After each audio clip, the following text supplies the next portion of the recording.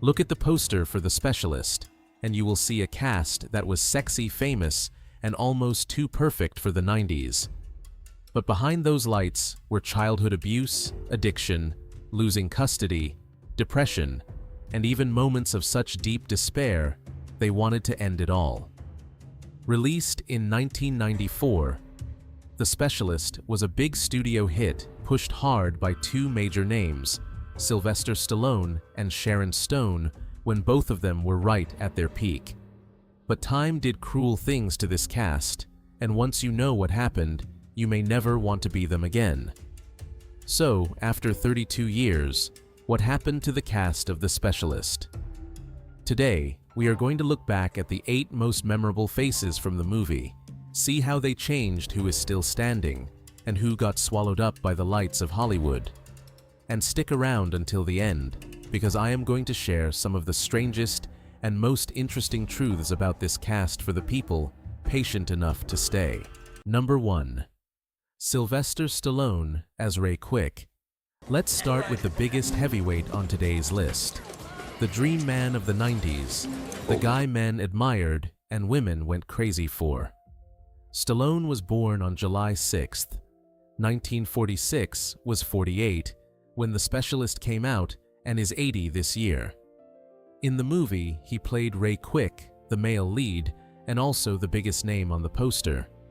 But to be honest, audiences back then were not rushing to theaters just to see Ray Quick. They were going to see Stallone, a face that already had a solid place in Hollywood. Right from birth, Stallone carried a mark he could never hide. The use of forceps during delivery damaged nerves in his face, leaving him with that drooping eyelid and the distinctive way he speaks, the very thing that later became a signature nobody could mistake on screen. Then came childhood, and things got even worse.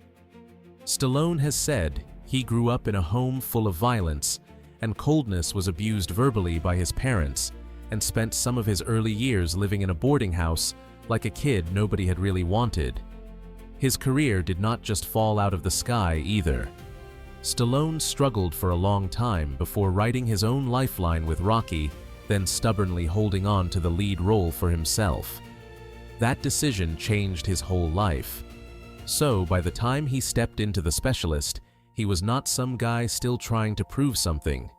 He was already a global star. But Stallone's private life was never truly peaceful.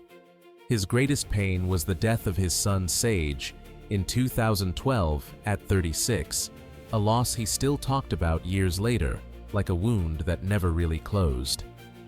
Then, in old age, his marriage to Jennifer Flavin came close to falling apart in 2022 before it was repaired. Even so, Stallone still has not stepped quietly into the past. He is still the center of Tulsa King, which now has 3 seasons, and the documentary Sly. Now let's set aside our one-time dream man for a moment and move on to the woman who was just as famous. Number 2, Sharon Stone as May Munro. Who still remembers May Munro? That was our most seductive woman of the 90s. Sharon Von Stone was born on March 10, 1958. She was 36 when The Specialist came out, the age when she was at her most mature and most magnetic. This year, she is 68. Honestly, at that point, Sharon Stone was more than just a photogenic co-star. She had just come off the explosion that was Basic Instinct, was already one of the biggest sex symbols of the early 90s, and Hollywood was both obsessed with her and unsure where to place someone with that kind of overpowering appeal. A year later, Casino proved she was not just a shocking image. She was an actress with enough power to win a Golden Globe and earn an Oscar nomination. But Sharon Stone's life was never as beautiful as the press polished it up to be. In her memoir and later interviews, she said that she and her sister were sexually abused by their grandfather when they were very young. Then, in 2001, at an age when she should still have had years left to dominate the screen, Stone suffered a stroke caused by a brain hemorrhage. Her brain bled for 9 days. Doctors said her chance of surviving was only about 1%, and after that came months bedridden and years of recovery. That was not just a health collapse, it took every opportunity away from her. What made it even more bitter was that the blows to Sharon Stone did not come only from illness. She has said many times that the infamous scene in Basic Instinct was used to judge her in real life and even affected her custody battle. Stone was married to Michael Greenberg and later Phil Bronstein, and she has 3 adopted sons, Roan Laird and Quinn. She has also spoken publicly about going through multiple miscarriages. In other words, behind the image of the 90s sex goddess was a woman who had lived through way too much loss involving her body, her family, and her public dignity. That is the part that makes Sharon Stone at this age even more unforgettable than all those perfect turns on screen. Right now, Sharon Stone still has not stepped away. She is in Nobody 2, and she also appears in Season 3 of Euphoria. It really is good to know that the woman we used to love watching is still showing up on screen even after taking so many hits. Alright, before we move on to the next group, I want to stop for a second on these 2 names, because behind the most seductive man and woman of the 90s, there are a few pretty fun behind the scenes. Stories not everybody knows.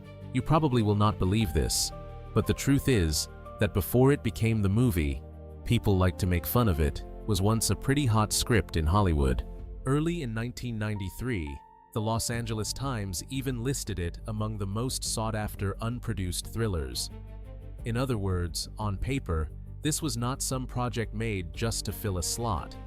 It was something industry people were paying attention to. But the strangest part of the whole story is what happened in the end. The movie got plenty of criticism, and Stallone and Sharon Stone were even named at the Razzie Awards as Worst Screen Couple. And still, audiences showed up. The movie opened at number 1 at the American box office, then ended up making more than $170 million worldwide. That right there is what I remember about Hollywood.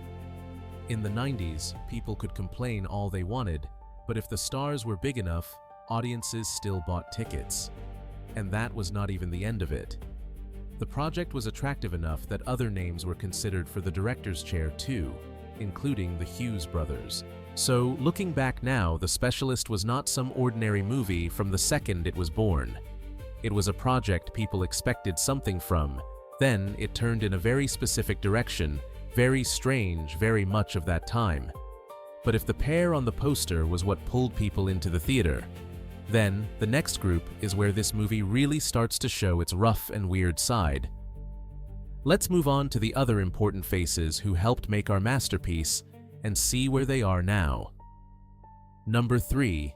James Woods as Ned Trent. James Howard Woods was born on April 18, 1947. He was 47 when The Specialist came out and is 79 this year. In the movie, Woods played Ned Trent, the main villain. By the time he took that role, Woods was already a name with real weight. Before 1994, he had already earned an Oscar nomination for Salvador, won a Golden Globe for Promise, and picked up Emmy Awards for both Promise and My Name is Bill W. Put simply, this was an actor the industry had respected for a long time before he stepped into the world of The Specialist. James Woods's path did not follow the usual route either. He studied at MIT, then dropped out just a few months before graduating so he could pursue acting. By 1994, audiences were already used to seeing Woods as the kind of actor who specialized in characters that were quick, unpredictable, and easy to dislike. The Specialist did not have to build much. All it had to do was let Woods walk in, and viewers instantly understood this was not a man you should ever underestimate. In real life, Woods has not exactly had a smooth, quiet life either. He was married to Catherine Morrison from 1980 to 1983, then to Sarah Owen from 1989 to 1990. That same year, the lawsuit between Woods and Sean Young became a loud tabloid story before it was settled out of court. As time went on, his name became tied more and more to public controversy especially because of his conservative political views. The Associated Press once reported Woods saying that very thing had made it harder for him to find work in Hollywood. With Woods, talent and trouble have almost always gone together. But none of that drama can really compare to what happened in his family. In 2006, his brother Michael Woods died of a heart attack at 49. Later, Woods pursued a lawsuit connected to that death, and the case was settled in 2009. By 2017, both his mother and his brother were gone, and Woods wanted to slow life down at least a little. More recently, in early 2025, he had to evacuate his home in Pacific Palisades when wildfires tore through the area. A rough life, no question. And now we are moving on to another supporting character whose real life ended up being even more intense than the role he played in the movie. Number 4. Eric Roberts as Tomas Leon. Eric Anthony Roberts was born in 1956, was 38 when The Specialist came out in 1994, and is 70 this year. In the movie, Roberts played Tomas Leon Joe Leon's son. That was not some role stuck out on the edge. Tomas Leon sits right in the core of the revenge story. And at the time he took this part, Eric Roberts was already a face with real name value. Before that, he had broken through with King of the Gypsies, then earned Oscar and Golden Globe nominations for Runaway Train. His career was impressive, but Eric Roberts's personal life is the part people cannot help noticing. He was born into a theater family, but his childhood was far from peaceful. In his memoir, Runaway Train, or The Story of My Life, so far published in 2024, Roberts spoke plainly about childhood abuse and the long-lasting damage caused by his father. Then, in 1981, his life took a sharp turn after a serious car accident. Roberts was badly injured, fell into a coma, and later admitted that the crash, along with drugs, affected his memory and his ability to work for years. For Eric Roberts, this was not just a few random years of decline. It was a collision hard enough to throw an entire life off course. The most painful part, though, sits in his family story. Roberts has openly admitted that his cocaine addiction badly damaged his relationship with his sister, Julia Roberts, his sister, Lisa Roberts Gillen, and even his daughter, Emma Roberts. He said he understands why he lost custody of Emma when she was little. And in his memoir, he also apologized to Julia for those ridiculous comments he made in the past when he took credit for his sister's success. That is the kind of confession that is not easy to make, especially when the whole family lives under bright lights. Even so, Roberts did not completely sink. He has been married to Eliza Roberts since 1992, and the two of them are still together now. Eliza was not just his wife. She was also a hugely important companion in the later part of his life. What matters is that Eric Roberts still has not left the game. He has more than 700 screen credits, released his memoir in 2024, and at this age still works at a pace that would wear out a lot of younger people. Number 5. Rod Steiger as Joe Leon. By the time The Specialist came around in 1994, Rod Steiger was not chasing fame anymore. He was chasing one more confirmation that Hollywood had not forgotten him. Rod Steiger, full name Rodney Stephen Steiger, was born on April 14, 1925. He was 69 when the movie came out. In the film, he played Joe Leon, the boss sitting above the whole Leon family, and also the oldest, most seasoned head on the other side of the revenge story.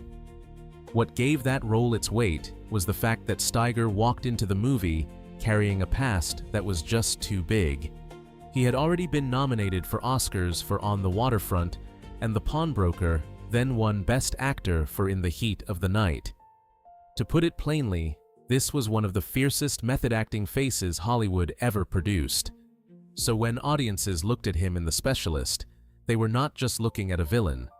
They were looking at a man who had once stood at a very high peak in American film.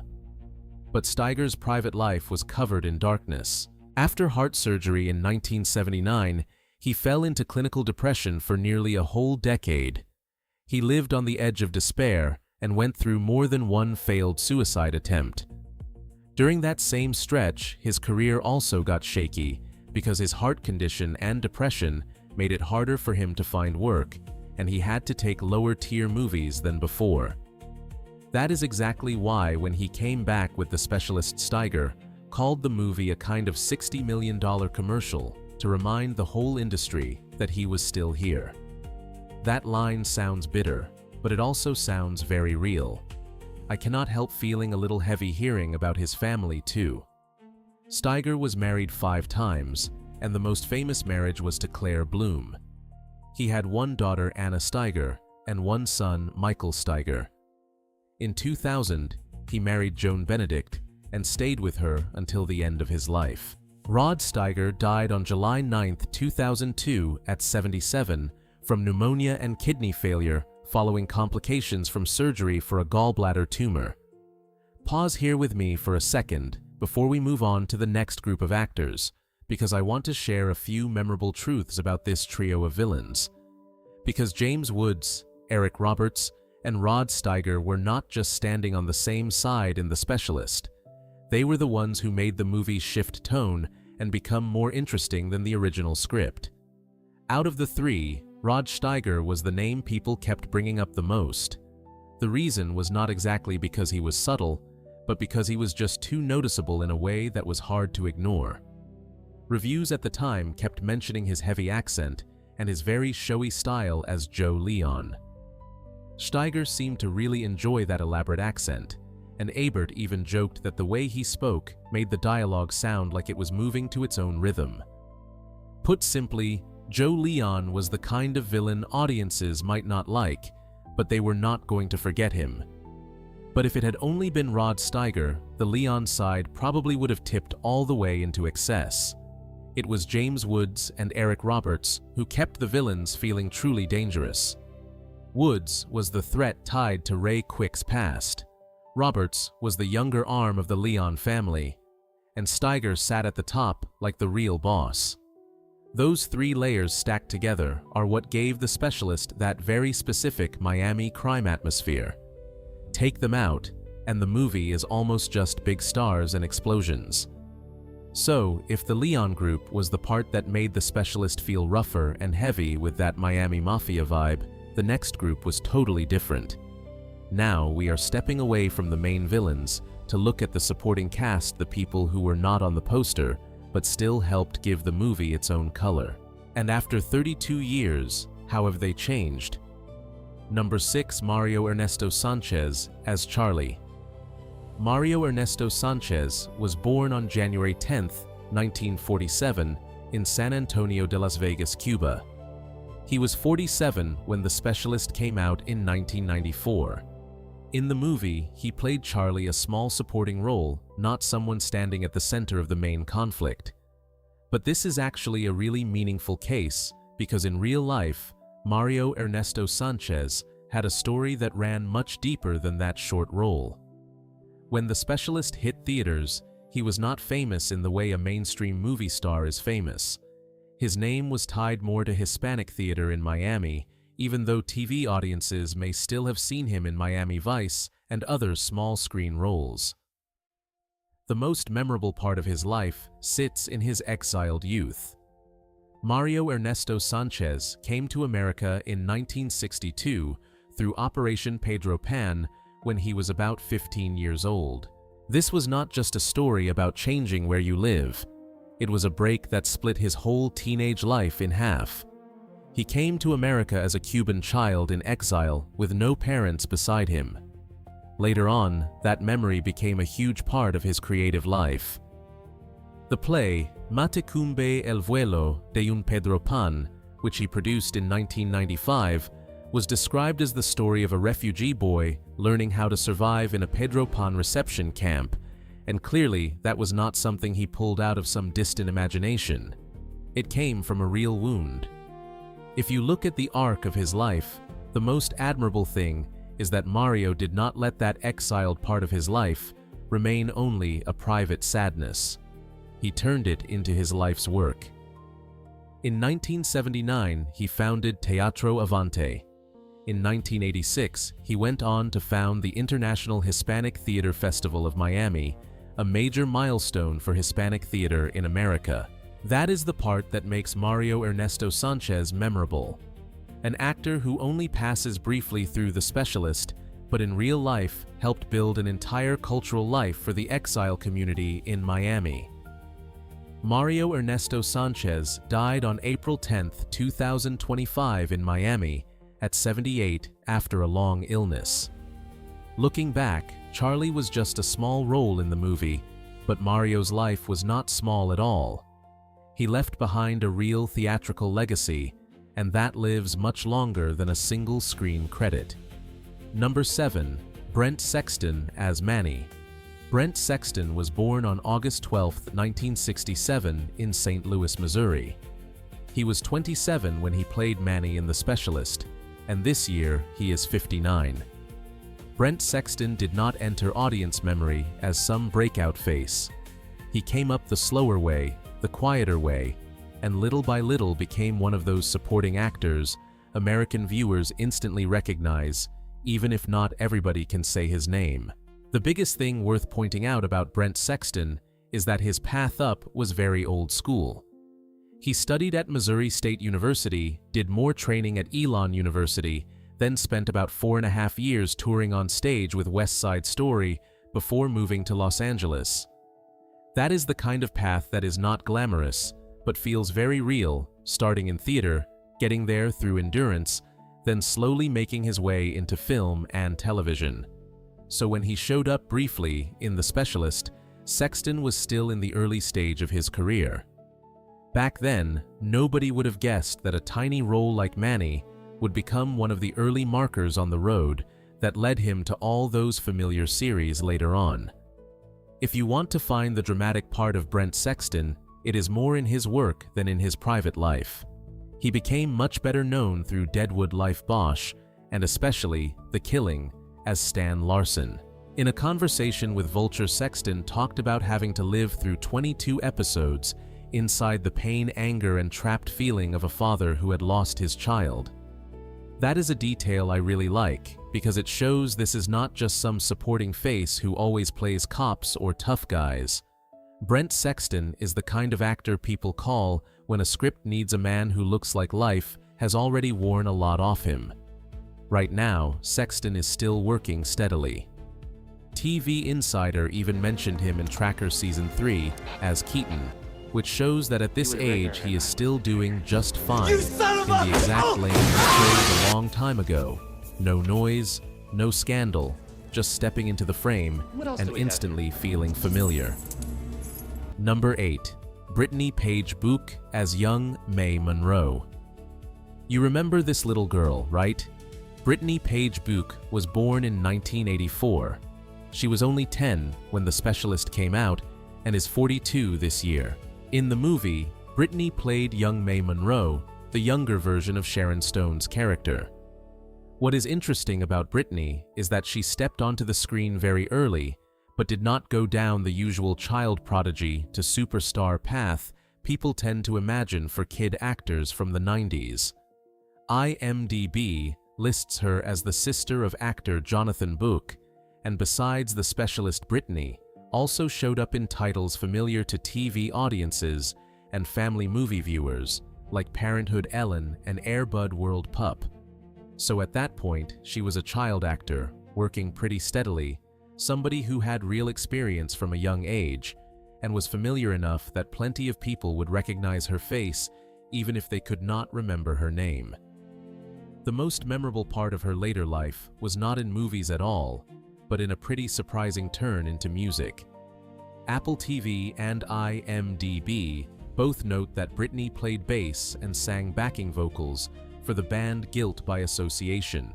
By 2004, she even showed up on the reality show Battle for Ozfest, where bands competed for a slot at Ozfest, and Brittany got eliminated in third place with her band. And it is really nice to know that Brittany is now married and living in Southern California. So her path ended up moving in a much calmer direction than the stars who stood on the poster of The Specialist. A lot of people probably think the video ends here. But with movies like The Specialist, sometimes the most interesting little details are waiting near the end. So before we leave this movie for good, I want to hold on to a few more small facts for the people still sitting here with me at the very end. The first thing I like about this last group is the case of Mario Ernesto Sánchez. In the movie, he is only Charlie a very small part. But if you look beyond The Specialist, Mario actually had a pretty unexpected path. He appeared in 5 episodes of Miami Vice, then also turned up in the classic British sitcom Only Fools and Horses as a Colombian drug lord. Kind of wild when you think about it, a face that only flashes by in this movie still managed to connect to both American-style crime TV and British comedy. That is a pretty unusual screen life. And Brent Sexton is exactly the kind of actor audiences usually recognize before they remember the name. Manny in The Specialist was just a very short supporting role, but later, Sexton ended up building a really steady run through series like Deadwood, The Killing Bosch, and Life. He was even nominated in 2006 for a Screen Actors Guild Award along with the Deadwood cast. That is the kind of career path that feels really valuable. Not loud, not flashy, but over time becoming a familiar face of American television. And then, there is one very 1990s trace I honestly do not want to leave out. Gloria Estefan's version of Turn the Beat Around, tied to The Specialist, climbed to 13 on the Billboard Hot 100 and hit 1 on the Hot Dance Club Play chart. And that is not all. Gloria Estefan later said she had to use a body double in the music video because at the time she was 8 months pregnant. So, that is the whole cast of The Specialist. And honestly, if you are still here with me at this point, then maybe you are a lot like me, still keeping a very particular place in your heart for those Hollywood movies from a time that is already gone. I always like videos like this because in the end it is not just about who aged, who is still standing in front of the camera, or who quietly stepped away from the lights. It is also about the way an old movie can pull a whole stretch of memory back with it, along with faces we once thought we would never forget.